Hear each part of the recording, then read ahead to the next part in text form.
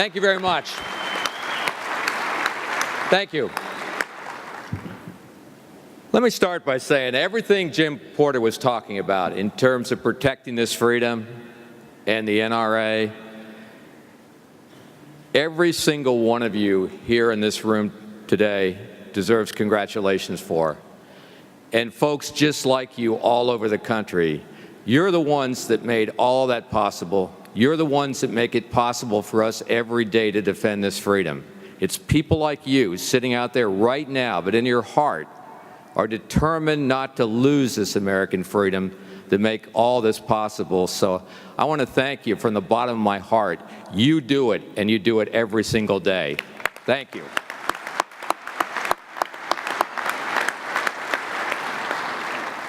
And it's really great to be here with you this morning to celebrate this freedom and to look ahead to the future of our association and also look to the future of our country. Sad thing is, we gather today at a time, if you look around our country, where there's great anxiety and there's concern wherever you go. All across this country, and I'm out there every week on the road somewhere, people come up to me and they look at me and they say, Wayne, I've never been more worried about my country than right now. And they say it not with anger in their eyes, but they say it with a sadness. They're sad because they feel their core values. They feel their freedom in this country that they love so much. They feel like it's slipping away. They see the economy staggering and limping along, and they lay awake at night, and they worry about their jobs, and they worry about their families. They fear for the future of their children. In a nation where almost everywhere you look, in profoundly troubling ways, freedom has been diminished. Our right to gather, our right to speak, our financial freedom, our right to care for our families as we see fit, our religious freedom, our right to privacy, all of it in decline. Health care, I don't have to tell you, it's a regulatory nightmare now. Our southern border, and I've been down there, many of you live there, is ruled by drug cartels and human traffickers that are infiltrating every American city and infecting our entire country. Tax policies chip away at our ability to provide. Foreign policies are littered with failures, from Russia to the Crimea to Asia to a burning Middle East. We see terrorists bomb offices, attack delis, commit mass murder in the world's streets and shopping malls, slicing people's throats and beheading the innocent. All while our political leaders demean and diminish, in many ways, our own military forces. We know, you know it, terror cells right now are operating in American cities, and that it's only a matter of time, not when, but not if, I should say, but when we are going to be attacked by enemies our own president refuses to name. Political leaders who should be there for us, who we should be able to count on to protect us and our freedom, have failed us. We are the Americans.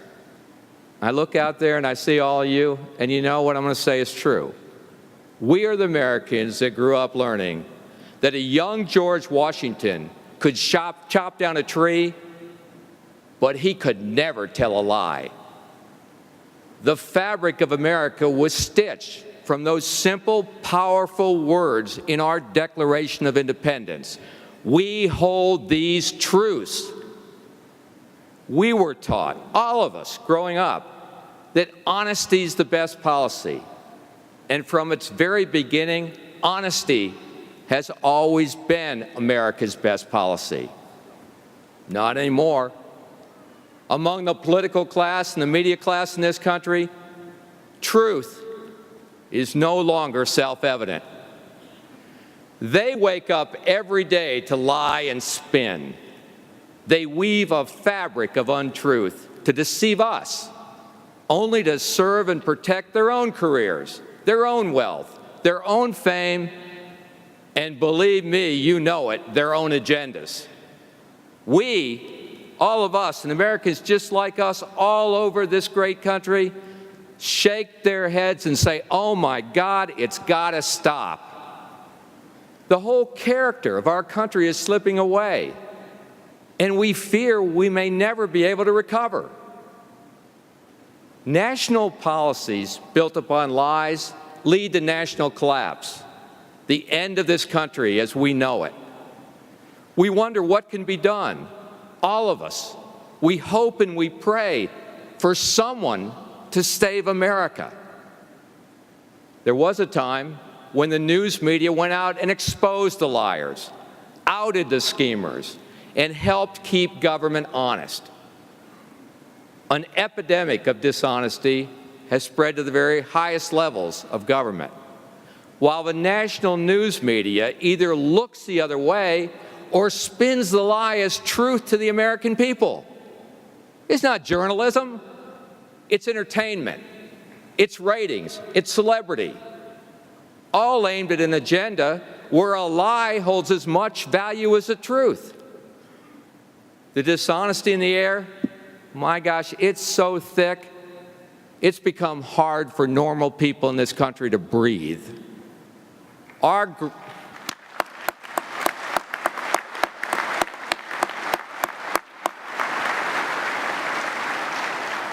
greatest vulnerability is a national news media in this country that fails to tell the truth. They become, yeah, you know it, we live with it every day, believe me, particularly on the Second Amendment. They become so skilled at lying, so adverse to honesty, that they hate and they demonize anyone who dares tell the truth. It is well said that the further a society drifts from the truth, the more it will hate those who speak it. Maybe that's why the political elites and their media enablers hate the National Rifle Association. We tell the truth and we never back down. And that's just the way it's going to be.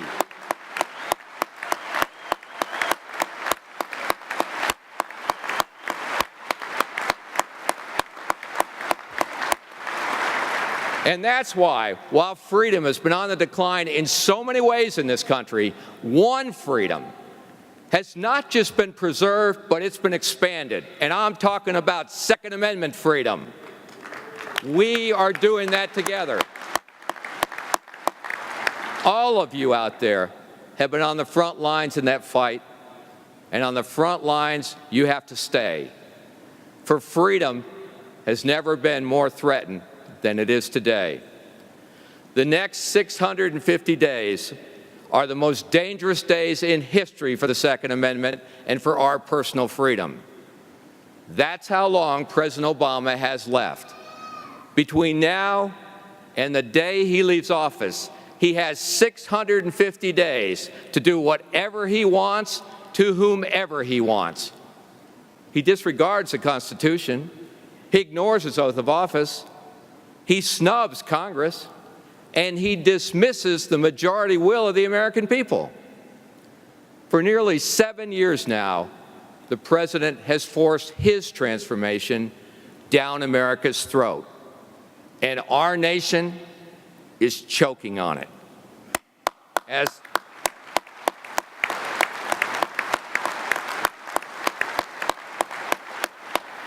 As he prepares to leave office and leave his final legacy, there's no telling how far President Obama will go to dismantle our freedoms and reshape America into an America that you and I will not even recognize. And when he's finished, he intends to go out with a coronation of Hillary Rodham Clinton. No. Yeah. I have to tell you, 8 years of one demographically symbolic president is enough. 8 years of the Obama-Clinton regime has sent our nation into a tailspin of moral decay, deceit, and destruction. And the NRA will fight like never before, I promise you, for the next 650 days to protect our American freedom and elect a president who shares our values and respects our rights as free people.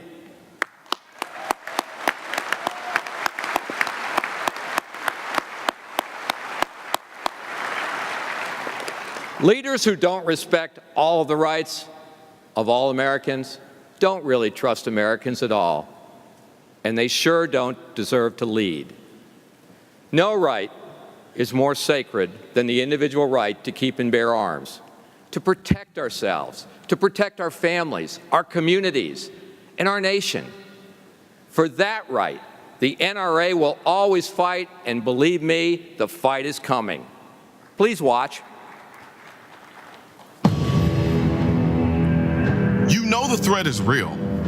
You sit in meetings with advisors and operatives who tell you there could be Islamic sleeper cells in every major American community. You know the southern border is a welcome mat for terrorists to enter our towns and neighborhoods at will. You know about their plots to kill us in our shopping malls, our sports stadiums, and our office buildings. You won your office by talking like a champion of freedom. Now it's time to act like one. Pass a national right to carry law that guarantees my constitutional right to defend myself, my family, and my fellow Americans anywhere inside our borders. And make sure the enemies of freedom know the power of freedom. No law-abiding American should be forced to face evil with empty hands. I'm the National Rifle Association of America, and I'm freedom's safest place.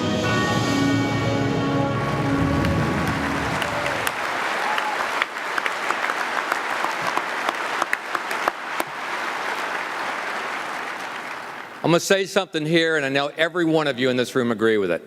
In these dangerous times, no one should be forced to face evil with bare hands. It's time for national right to carry legislation. It's time for Congress to pass it today.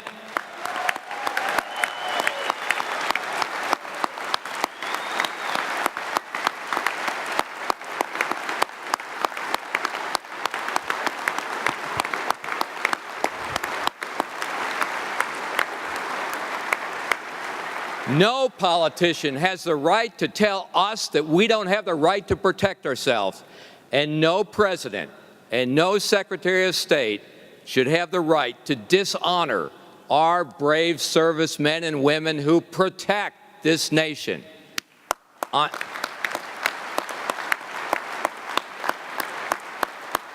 On behalf of all the heroic men and women who serve this country with distinction, the NRA has a message for President Obama and Mrs. Clinton.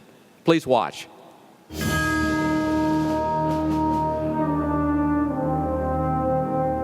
The young Americans who raised their hands to fight radical Islamic terror deserve a commander-in-chief as courageous as they are. They volunteered to fight an enemy you won't name, and many gave their limbs and lives to win ground you surrendered.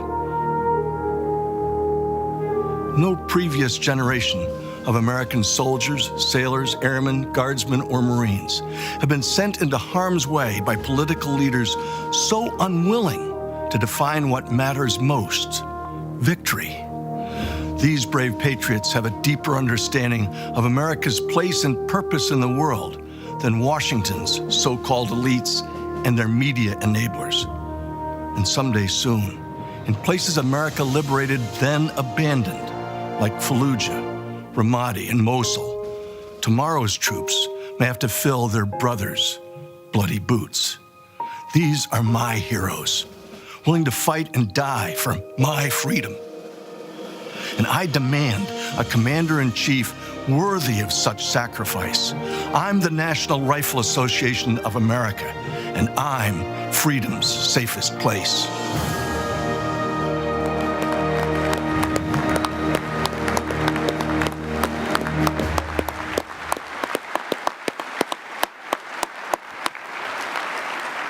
Mr. President, you won't say it, but we will, and the majority of Americans believe it. The world is being terrorized by Islamic extremists. And we need a president who will defend our nation by wiping that scourge of terrorism from the face of the planet.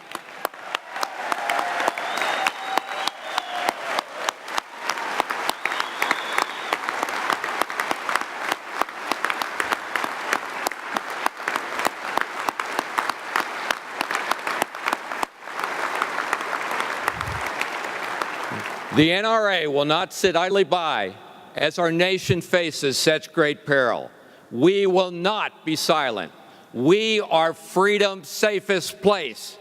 And to preserve all of our freedoms, we must get larger, we must get stronger, greater in financial resources, ever more active in our grassroots, on the national airwaves, and on the ground all over this country.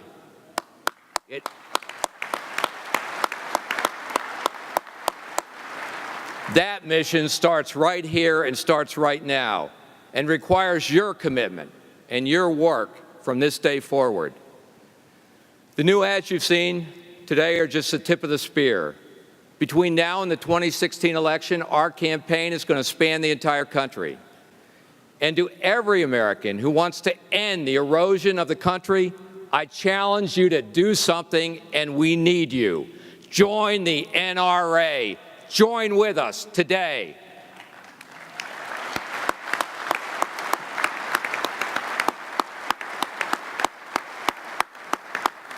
In all of freedom's history, there has never been an organization quite like the National Rifle Association of America. No other people are so alert, so vigilant, so unafraid to take a stand and go out and fight for what's good and right. Freedom's toughest test have revealed that we, the people of the National Rifle Association, represent the very best of America's strength and of America's character. We stand for our values that we hold dear. Only the NRA has the guts to speak the hard truth time after time when no one else will. And when it comes to defending our American freedom, we fight and we win because no one fights harder, fights tougher, longer, or smarter than the NRA.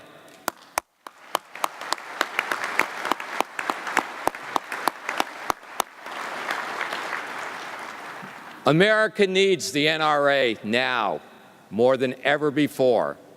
And to the millions and millions of gun owners who want to save our country and restore our American values and freedom, the NRA needs all of you in our ranks like never before. And together, I'll tell you this, we will fight like hell to save America.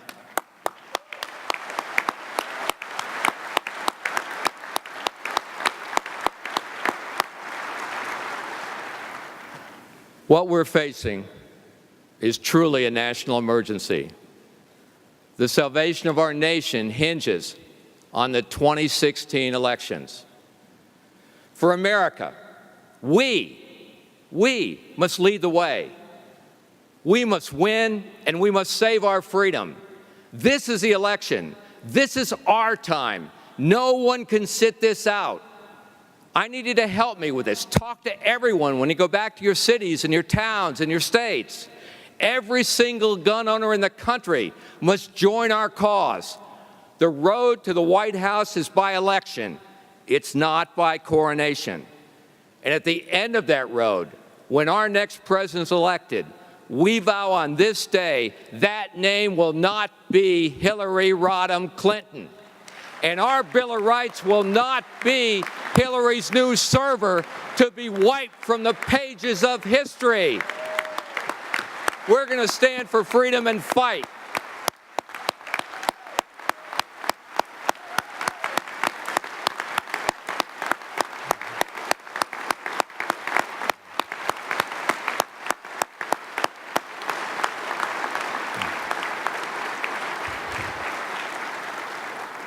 The NRA has proven to be the one organization that can consistently win close elections. NRA members and American gun owners must always stand and fight for freedom. We are the men and women of the National Rifle Association of America.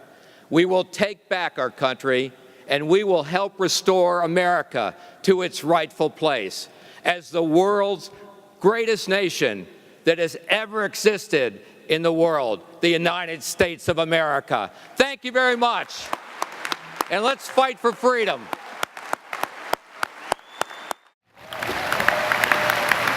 Thank you very much. Thank you. Thank you. Thanks so much. We do all this together every day.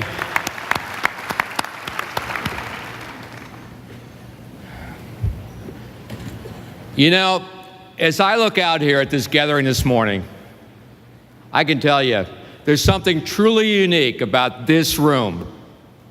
Because in this room this morning, you can still see America. You can still see the America that we all love. The America that in many ways we're afraid we're losing or we've already lost. But you can still see that America in this room. What do I mean by that? Well, look around you. Just look around you this morning. We're doctors and we're farmers. We're lawyers and we're police. We're truck drivers, we're teachers, we're carpenters, we're engineers, we're active duty soldiers and double duty moms. We're men, we're women, we're Republicans, we're Democrats, we're Christians and Jews, and every other religion.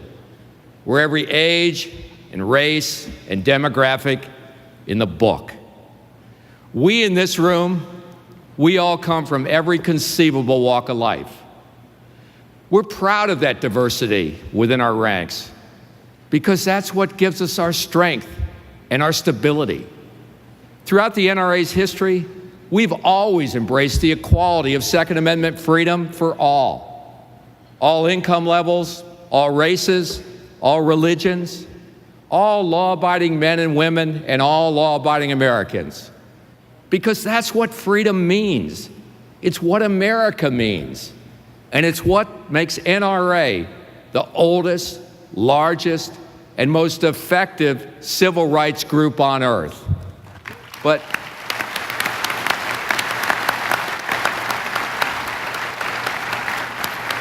despite all our diversity, the people in this room are very, very much alike. We're united by our belief in everything that makes America what it is: individual rights, personal responsibility, duty to country, simple things like keeping your word, doing what's right, living within your means, obeying the law, just telling the truth, fairness, justice, and just common decency. They're all on display in this room as we sit here this morning. But all too often, in too many other rooms, those values and ideals are just being abandoned in far too many rooms in the White House, on Capitol Hill, on Wall Street, in newsrooms, in too many schoolrooms around the country. The America that I just described, that I see as I look out in this room, it doesn't exist. In fact, it isn't even welcome in those rooms. Let me give you an example. Maybe you watched the White House Correspondents' Dinner a few weeks ago, or you might have watched the Oscars. If you did, you saw the exact same crowd.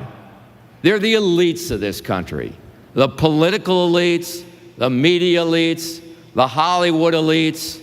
They're the powerful, the privileged, they're the pampered. They parade around in their tuxedos, clinking flutes of champagne, and they toast each other about how smart they all are, how enlightened they all are, and boy, how in the game they all are. So I ask you, look around this room here this morning, and then look at the Academy Awards, or look at that White House Correspondents' Dinner, and you tell me who represents America better, the people in those rooms or the people in this room this morning?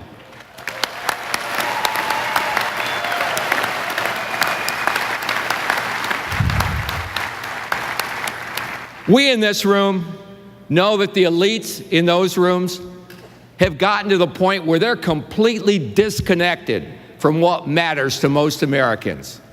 The fact is, it's gotten to the point where the elites, they don't have a clue. And the sad thing is, it's gotten to the point where they don't even care. The people in those rooms are running this country right into the ground. They refuse to be held accountable for the chaos their schemes create for everyone else. And now that they've crashed the economy and burdened our country with crippling debt, they say they can't afford to pay for police. They can't afford to pay for prosecutors or prisons to protect us. So now, in many courtrooms around this country, they're tossing out the charges when the police officers risk their life to bring them. They're throwing dangerous criminals back to the streets to commit their next murder. And then when all hell breaks loose in their City Hall press rooms, what do the elites do? They blame the carnage on your right to own a gun to protect yourself from those very same killers.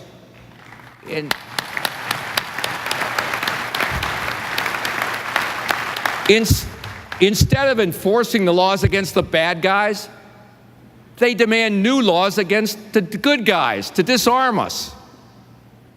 That doesn't solve the problem. The only thing that does is make matters worse. Let's just look at Obama's hometown of Chicago. More than 231 murders, 1,283 shootings in Chicago alone so far this year.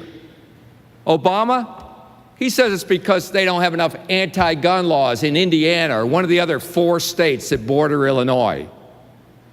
Ladies and gentlemen, the problem isn't in those other states. It's in Chicago City Hall and President Obama's Department of Justice.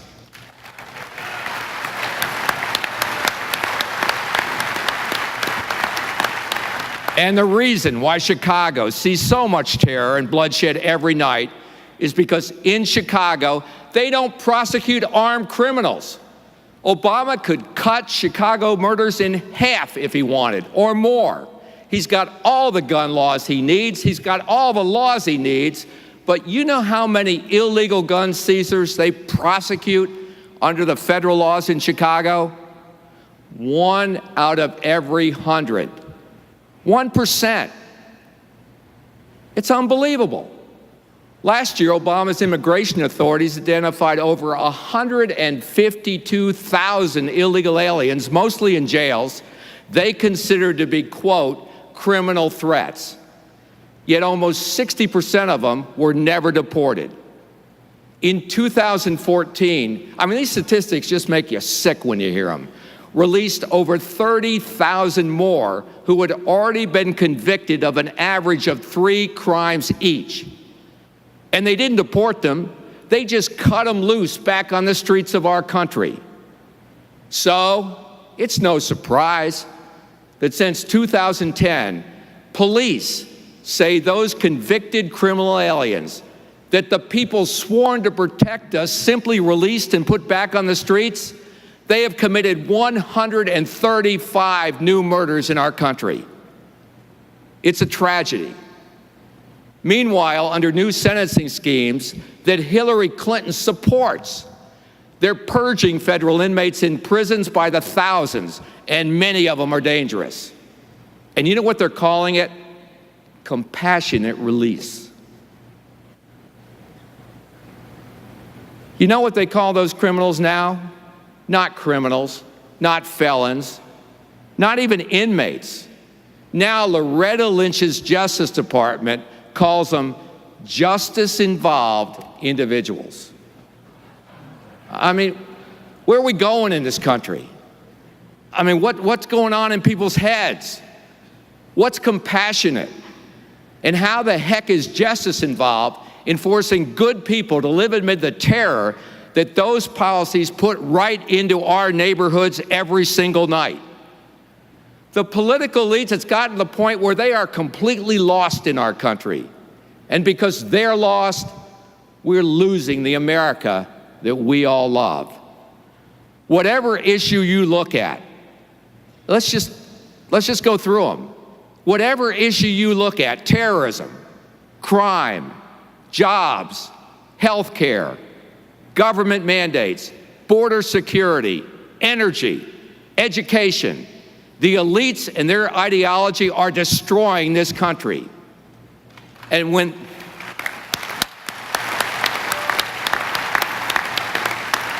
you know what happens? When their policies all come crashing down, you know who gets out without a scratch? The elites who caused the wreckage in the first place. They're rocking and rolling. They're going to their next Sunday talk show. They're getting dressed for their next black tie event. They're free to do whatever they want, and everybody else, sadly, has to pay for it.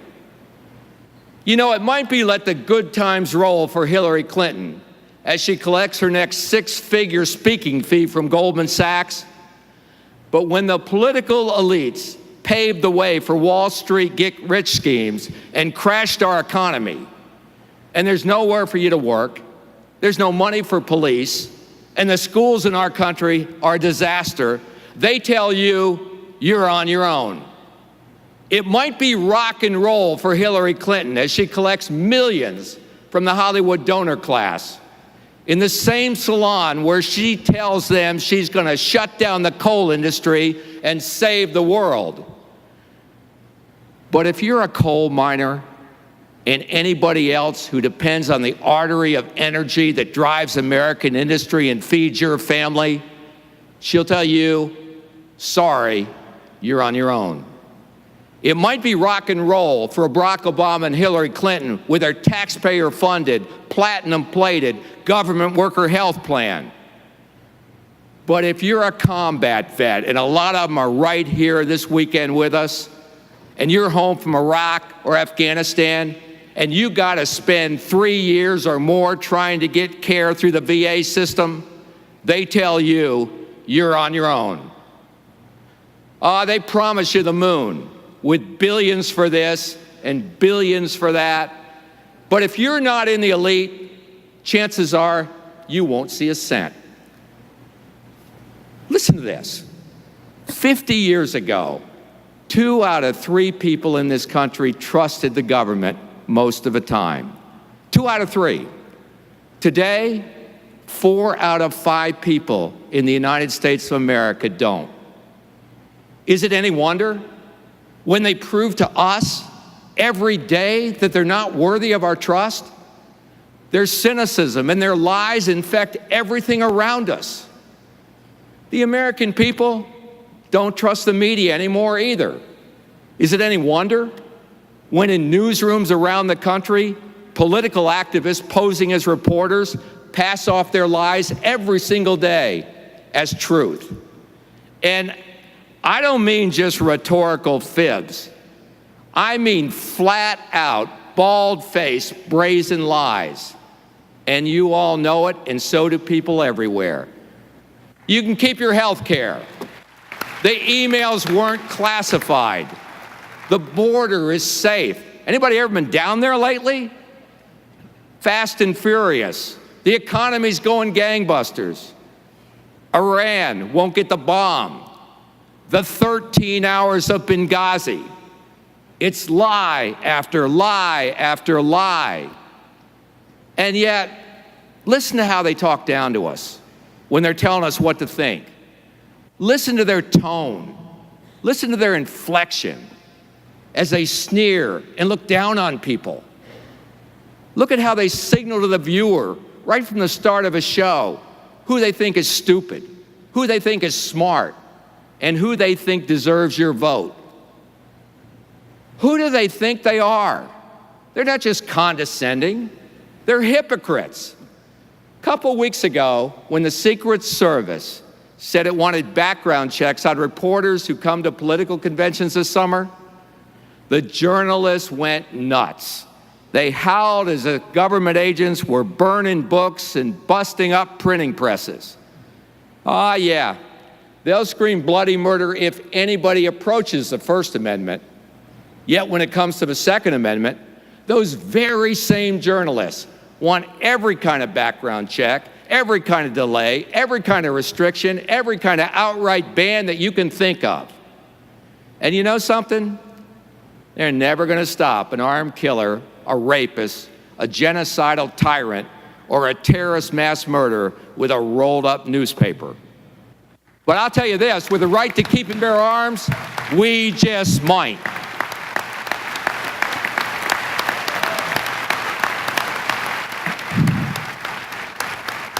No matter where you look, you can't escape the elitist agenda. My gosh, if you try to go to a movie to get away from it all just for an hour or two, you can see how Michael Bloomberg and his gun-hating modern-day temperance movement are pushing Hollywood to put anti-gun messages in movies now. Folks, more than anybody else, it's the Hollywood media elites who are responsible for dosing our kids with reckless, gratuitous, irresponsible gunplay every hour of every day they turn on that TV. And if George Stephanopoulos or Katie Couric really want to start a conversation about gun violence, that conversation should start with the people who pay them.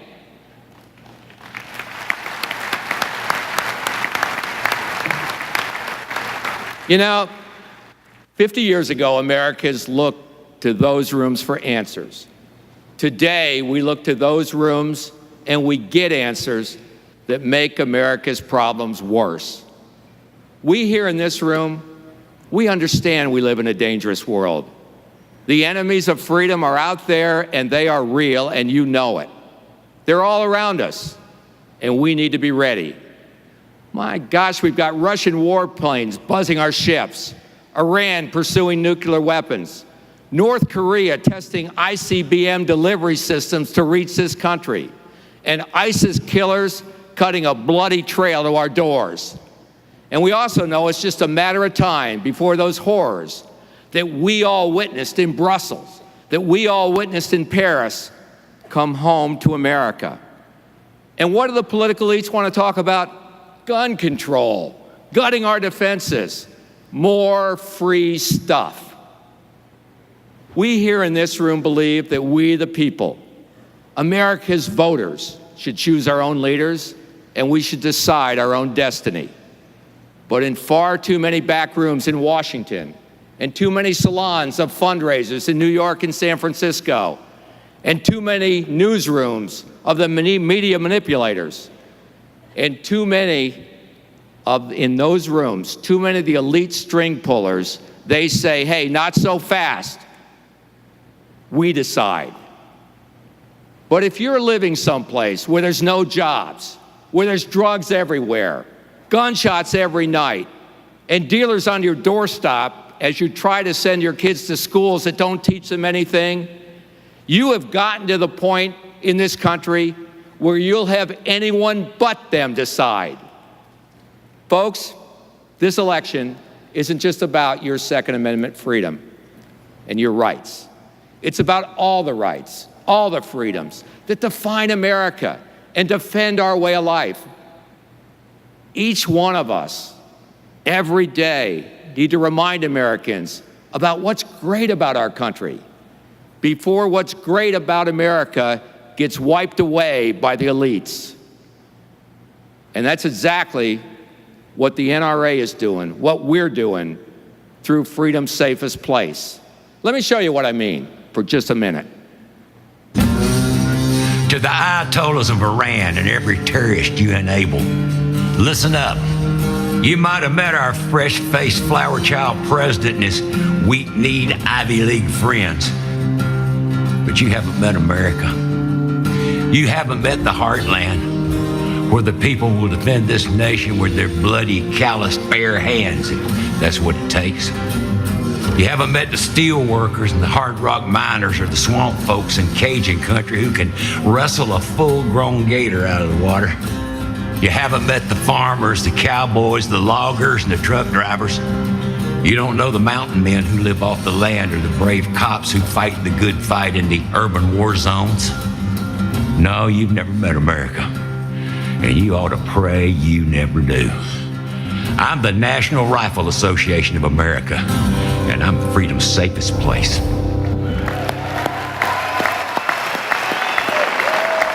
I was born in Greece in 1939. Nazi warplanes bombed us unmercifully. Executions in the streets were common. I saw horror you could never imagine. Human beings became animals, starving and desperate. But me, I was lucky. Soon after the war, I saw the Statue of Liberty, and I cried. I've been blessed by the freedom and opportunity only America can offer. Today, I feel a duty to speak out. There will always be evil in this world, but the one thing that separates America from every other country is our freedom. And the one freedom that protects all the others is our Second Amendment. Never give it up.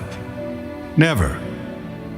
I am the National Rifle Association of America, and I am freedom's safest place.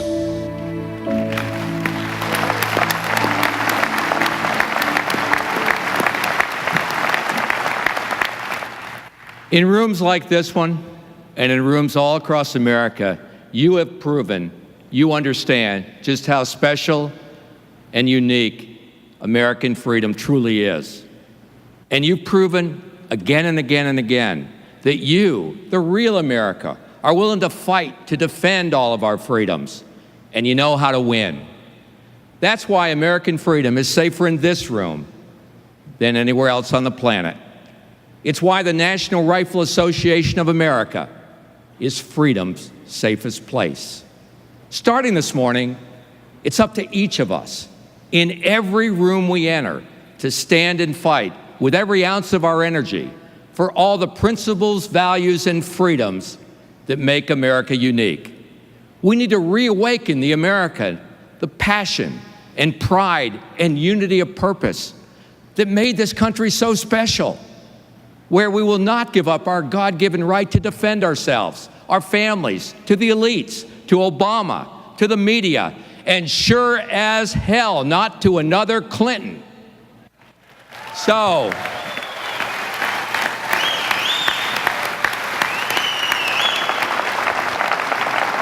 let me ask this of you. Stand up if you believe in freedom. Stand up if you want to protect your right to protect yourself when no one else will, because no one else can. Stand up and every day speak out and put the America that you see this morning in this room, here today, in every room in America. And together on Election Day, let's take our country back. Thank you very much. Fight for freedom every day. Thank you.